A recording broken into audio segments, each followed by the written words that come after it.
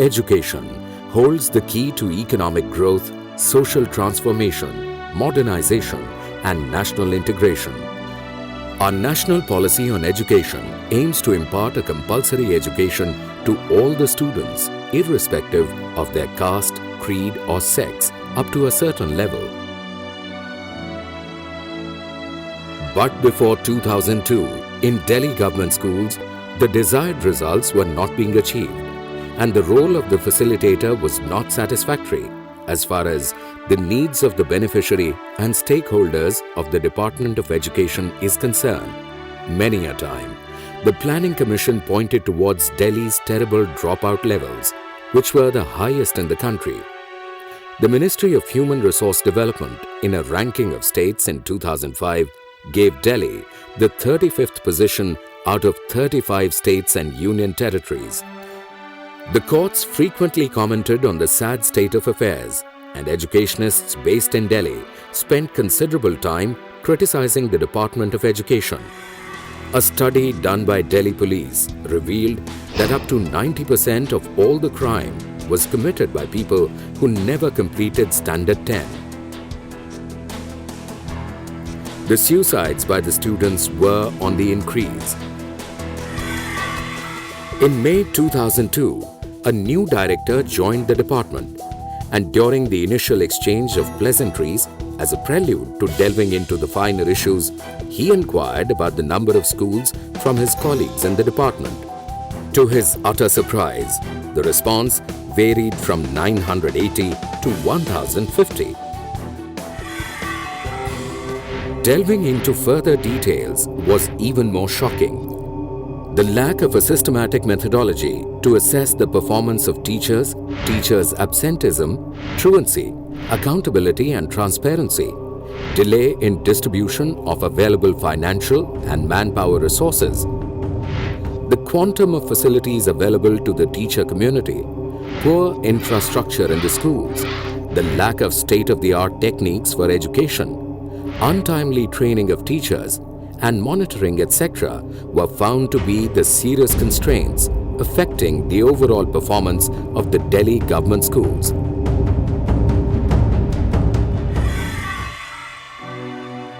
In 2002, under the stewardship of the then director, the major task of computerization and networking the most decentralized department of the Delhi government was started with the clear view of creating a web-based information system so that any user from any location can have access and use this system. The idea was to create an online command and control system.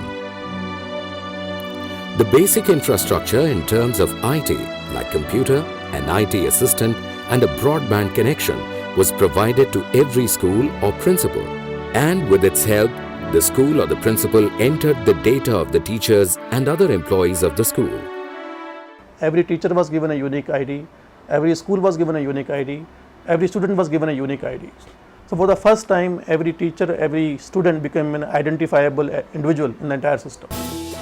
It was made sure that not only the data should be fed into the computers, but the workflow itself should be embedded into the information system, so that the authorized users can transact business through the information system itself and are not required to enter details after the transaction has taken place. These two features enabled a real-time updation of the data.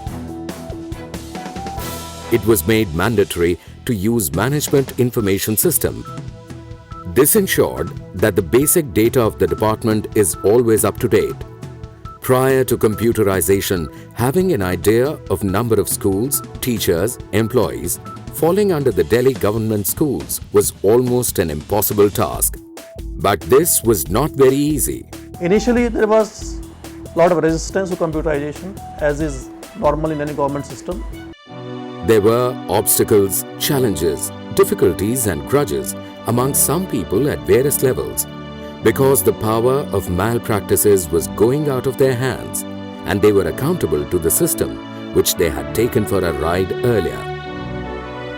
Several brainstorming sessions, intense grueling at Indian Institute of Technology (IIT) and a management course at Manila done by the contemporary director enabled him to diagnose the systematic problems and find out solutions for the same.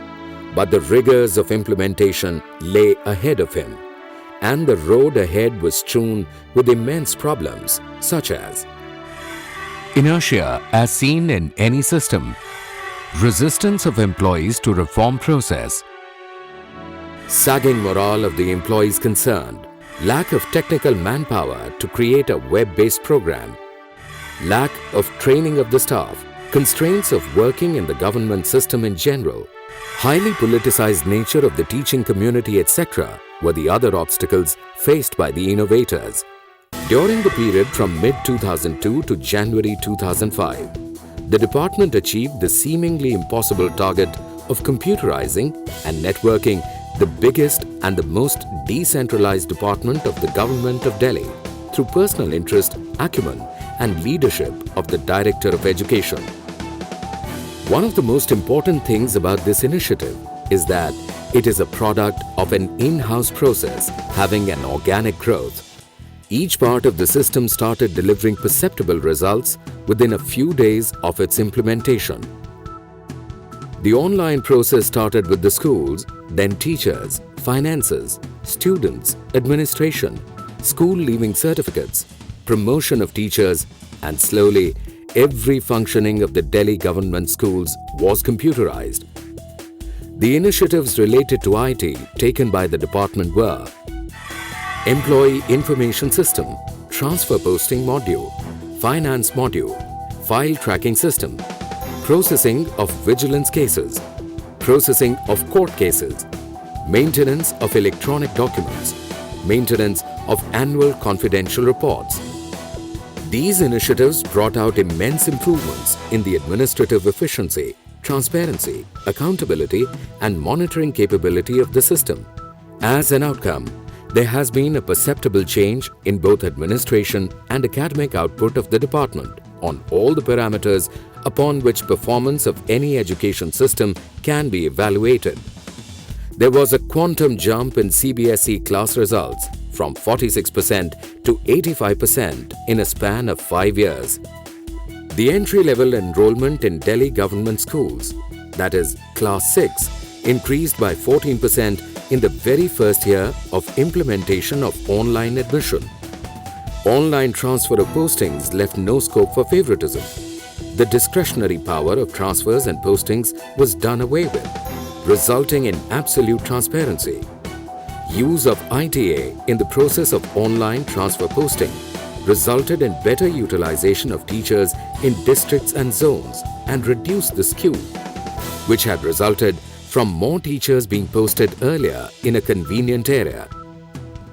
The allotment of password to every employee to have access to his personal data has ensured the correctness and updation of all the information available with the department. All the ACRs are filled in online in the new web-based system. The MIS led to better management of funds allocated to the department as a whole, transparency in its utilization, effective monitoring of spending, saving of several man-days due to reduction in paperwork at each place of work, optimal uniform allocation of funds across the various districts depending upon the infrastructure available. The repairs of schools have improved substantially through the use of online EOR, Extraordinary Repairs Tracking System. Every information related to the schools is available on public domain, and children are empowered to provide feedback on the classroom teaching and other activities of the school. MIS was conceptually right, but there is no dearth of such fantastic initiatives in the field of e-governance, and very few of these initiatives sustain the test of time, and that is an equal, if not a greater challenge than initiating the program itself. There is no denying the fact that putting the MIS into place was an onerous task. However, the sustainability and continuity of the same was equally daunting. As with the change of guard, there are always vested interests who try to reverse any sort of reforms in the system. Therefore, the new director, who joined in February 2005, had an even more challenging task ahead of him. The challenges were that of consolidation, fine-tuning, technical perfection, and institutionalization to take the program to a point of no return. The entire focus earlier was primarily on personnel, office, and finance management, as it was felt that once the personnel issues are addressed, the staff can be motivated towards academic reforms. The IT initiatives had to be taken to their logical conclusion, and for this, the program was extended to usher in academic reforms relating to the issues directly affecting classroom teaching, student performance, and accountability of teachers through interventions such as computer-aided learning (CAL) in multimedia classrooms, online admission of students and tracking their details through issuance of School Leaving Certificate (SLC), online school information including geographical boundaries of a particular school, online student feedback, online inspection of schools, online assessment of classroom teaching in respect of each and every teacher, online attendance of students to check truancy. Public interface was created aimed at providing direct access to the highest executive, that is, Minister of Education, through Mail to the Minister link.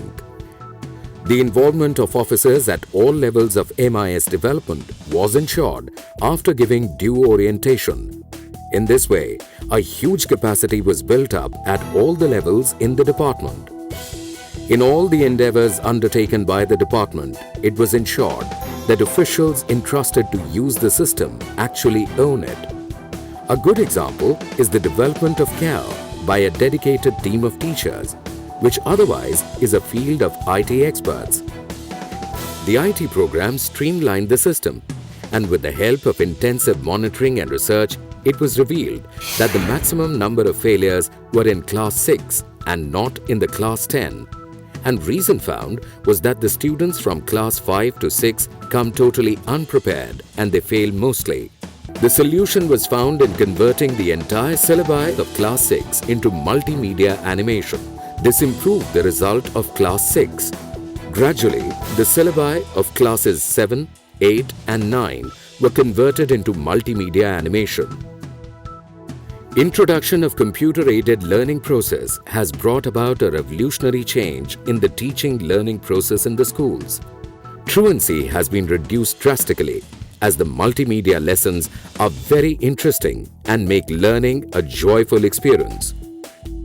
The introduction of CAL resulted in 7.51% reduction in dropout rate in CAL schools compared to 5.7% reduction in dropout rate in non-CAL schools. 16 to 58% increase in enrollment in class 7 of CAL schools compared to that of 14.34% of non-CAL schools. Along with the online monitoring, aggressive physical inspection of schools was also done almost on a daily basis. Coupled with IT, we introduced a system of very rigorous physical inspections. Almost every day inspecting teams were being sent from my office to counter-check on each and every aspect of school functioning. And the checking was done right at the last delivery point. We were checking with the students, what is happening, are their classes being taken, are they being taught, is their homework being checked, are they getting their uniforms in time, are they getting their cash in time. The IT is certainly one of the important tools which brought visible changes in Delhi government school systems. But a host of initiatives under the banner of Yuva have been introduced to make schools a more attractive place and learning joyful, interesting and meaningful, so that children have a desire to go to school and continue there. Other than IT, almost all the facets of school administration were actually challenged in some way or the other, were improved in some way or the other. We spoke to myself and Secretary Education, we spoke to almost all of our teachers on a one-to-one basis, communicating to them the vision of the department, what we expect from them, where we stand in terms of our results, our enrollment, and how if we don't perform, we will perish. The Yuva Skills program brought notable changes in the school environment. This Yuva program has changed my annual academic result as I learnt management of time. There are some topics which I felt shy to share with anyone, But now I share my problems on any topic among friends, teachers and even my parents. Various steps taken under the umbrella of Yuva include local tours, Caltoons or animated curriculum, Eco Club, Yuva Club and games, Project Raksha for self-defense, building as learning aid or Bala, Kitabi magic or reading, mental maths, quizzes, debates, elocution, home science labs in all boys' schools and provision of LCD projectors etc. Series of training programs for teachers, seminars and workshops were conducted by the Department of Education because the first and most important step in the task to revitalize the department was to focus on the changing of the attitude of the people employed by the department. Yuva SLP is a very good initiative for the teachers. It had empowered all the teachers like me who were initially struggling to deal with the students to teach the students in a more effective way and to adjust our teaching learning to such an extent that students take interest. We find change in our teachers too. They look happier, comfortable and more peaceful, and they have become very supportive too. Once the stakeholders were involved in the entire process and were encouraged to take its ownership, there was no question of it not being effective. Various modes have been created for feedback like helpline telephone numbers, MIS mail, personally to computer cell. MIS mail has led to effective, reliable and faster means of communication and information dissemination.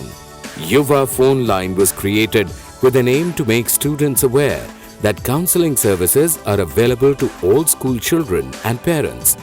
They can avail of this facility at a toll-free number on all working days.